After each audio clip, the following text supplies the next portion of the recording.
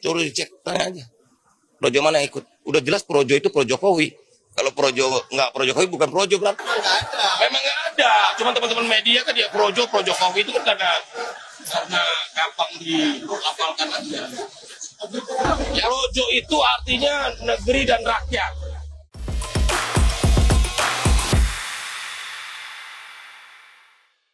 Budi Ari, Ketua Umum Projo, membuat pernyataan yang menghebohkan. Dalam Kongres ketiga Projo di Jakarta, Sabtu 1 November 2025, dia menyebut Projo akan melakukan rebranding. Projo memutuskan akan mengganti logo, menghapus siluet Jokowi, dan yang lebih mengejutkan, Budi Ari bersiap bergabung ke Partai Gerindra. Budi Ari juga menyatakan nama Projo itu bukan kependekan dari Pro Jokowi. Itu hanya bisa-bisanya media saja. Padahal dalam video pernyataannya yang beredar luas di media sosial, Budi pernah menyatakan dengan tegas, Projo ya Pro Jokowi.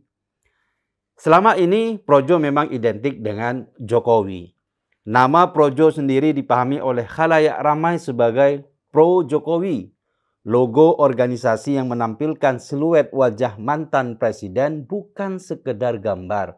Itu simbol loyalitas dan tanda bahwa organisasi ini hadir sebagai pengawal kepemimpinan Jokowi. Mengelak dengan menyebut Projo bukan Pro Jokowi itu bukan langkah yang taktis, tapi justru problematis. Ada persoalan penting yang muncul di belakang perubahan Projo itu. Pertama, soal penghapusan logo Jokowi. Langkah ini dengan jelas menunjukkan sikap pragmatisnya Projo. Jamiluddin Ritonga dari Universitas Esa Unggul menyebut Budi Ari menilai Jokowi sudah tidak memiliki nilai jual politik sehingga perlu menjauhkan diri agar Projo dan dirinya tetap relevan. Ini agak ironis. Selama ini Projo lahir dan tumbuh bersama Pro Jokowi. Menghapus wajah Jokowi dari logo itu bukan sekedar pragmatisme. Itu adalah pengkhianatan simbolis terhadap sejarah dan identitas organisasi yang telah mereka bangun. Ini seperti mengganti nama sekolah yang selama ini dikenal dengan nama pendiri legendarisnya. Lalu bilang, ini hanya modernisasi. Publik tentu tak sebodoh itu untuk percaya begitu saja. Kedua, pilihan Budi Ari untuk tidak masuk PSI yang jelas identik dengan Jokowi karena ketumnya adalah Kaisang Pangarep.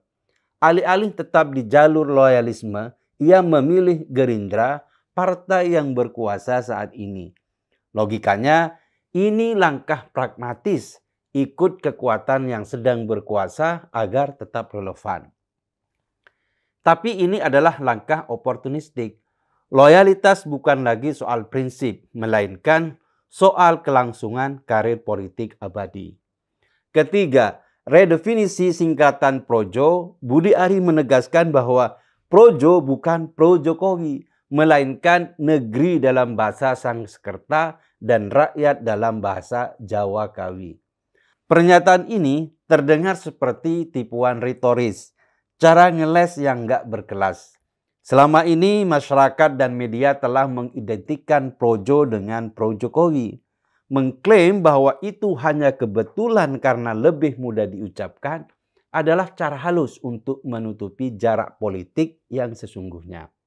Apa yang dilakukan Projo itu adalah bahasa diplomasi politik yang menegaskan bahwa Projo berusaha menghapus jejak loyalitasnya pada Jokowi. Jika kita perhatikan pola ini, satu pesan terselubung muncul dengan jelas. Budi Ari dan Projo sedang berusaha menghapus Jokowi dari sejarah mereka sendiri. Budi Ari berusaha menutupi kontradiksi ini dengan retorika lembut. Ia menyatakan Projo lahir karena Jokowi dan menolak framing bahwa Projo menjauh dari mantan presiden. Tapi kata-kata tidak bisa menutupi tindakan. Publik itu cerdas. Mereka melihat simbol, perilaku, dan keputusan politik. Ketika logo itu dihapus dan afiliasi berubah, pesan yang dikirim jelas, loyalitas mereka terhadap Jokowi dipertanyakan. Padahal sebenarnya Budi bisa membuat organisasi baru daripada menyulap yang sudah ada. Kritikus politik seperti Adi Prayitno bahkan menyoroti 3 indikasi nyata bahwa Budi Ari mulai berpaling. Ia tidak masuk PSI, menghapus foto Jokowi dari logo, dan menolak singkatan pro Jokowi. Dalam konteks sejarah organisasi, ini adalah revisi identitas secara politik.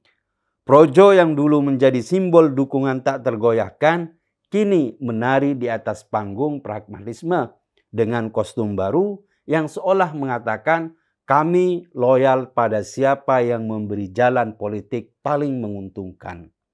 Sementara itu, Direktur Eksekutif Trias Politika Strategis Agung Baskoro dengan jujur menilai langkah Budi Ari sebagai pragmatisme politik karena Gerindra berkuasa saat ini.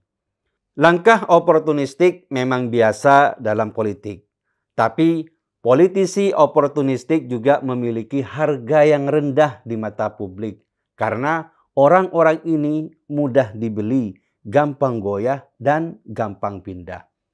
Setidaknya kalau Budi dan Projo ingin berpindah haluan, dia tidak perlu mengingkari masa lalu, karena semua itu adalah identitas yang membentuk mereka. Relawan Projo yang menaruh kepercayaan pada organisasi ini sebagai wadah dukungan Jokowi.